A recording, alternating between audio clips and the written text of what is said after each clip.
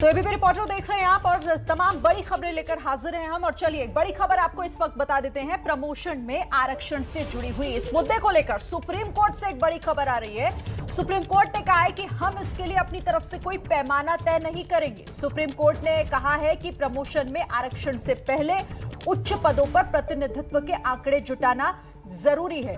सीधे रुख कर लेते हैं ज्यादा डिटेल्स के साथ। निपुण सहगल हमारे साथ जुड़ गए। निपुण, और क्या कुछ कहा है कोर्ट ने? देखिए, सुप्रीम कोर्ट में सबसे अहम बात यह है कि 2006 का नागराज जजमेंट है जो पूरे इस रिजर्वेशन के मामले को, जो कि प्रमोशन में दिया जाना है, उसको गाइड करता है। तो उसमें जो शर्तें रखी गई थी उसमें रियायत नहीं दी है। और क्वांटिफाइबल डाटा यानी कि प्रतिनिधित्व कितना है एससी एसटी वर्ग का उच्च पदों पर, ये आंकड़े जुटाने की जो शर्त थी, इस शर्त को बरकरार रखा है। हालांकि कोर्ट ने 6 ब्रॉड पैरामीटर तय किए हैं जिनका पालन किया जाना चाहिए आरक्षण देने से पहले। अब स्थिति ये है कि फिलहाल जो केंद्र और राज्यों ने जो आरक्षण देने की कोशिश की है उसमें बहुत ज्यादा ढील नहीं दी है सुप्रीम कोर्ट ने, लेकिन अलग अलग जो उनके आरक्षण के जो आदेश हैं अलग अलग राज्यों के और केंद्र के, उनकी जो वैलिडिटी है उस पर सुप्रीम कोर्ट अब सुनवाई करेगा। तो मूल रूप से शर्तों में ज्यादा ढिलाई नहीं दी गई है। उन शर्तों का पालन कितना किया है केंद्र और राज्यों ने, इसका मूल्यांकन किया जाएगा। क्योंकि हो यह रहा था कि इसमें अस्पष्टता के चलते अलग अलग हाईकोर्ट इस आरक्षण को रद्द कर दे रहे थे।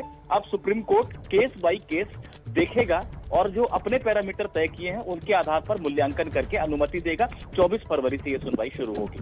तो निपुण, ये कहा जा सकता है कि फिलहाल जो वस्तुस्थिति अभी तक है, स्थिति वही बरकरार रहेगी? बिल्कुल, अभी वस्तु स्थिति वही बरकरार रहेगी, क्योंकि जो इंडिविजुअल केसेस हैं अलग अलग राज्यों के, या अलग अलग अगर कोई कर्मचारी यूनियन सुप्रीम कोर्ट पहुंची है, उन पर सुप्रीम कोर्ट ने जजमेंट नहीं दिया है। सिर्फ यही कहा है कि जो पुराने जो पैरामीटर थे उनमें अधिक ढील नहीं दी जा सकती है।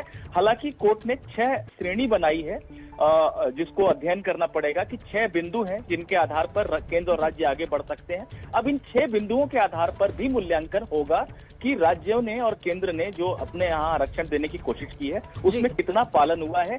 तो जाकर एक एक करके केस बाय केस अनुमति मिलनी शुरू हो सकती है। फिलहाल वस्तु स्थिति बरकरार है। ठीक है, शुक्रिया आपका निपुण सहगल हमारे साथ जुड़ने के लिए और इस बातचीत के लिए।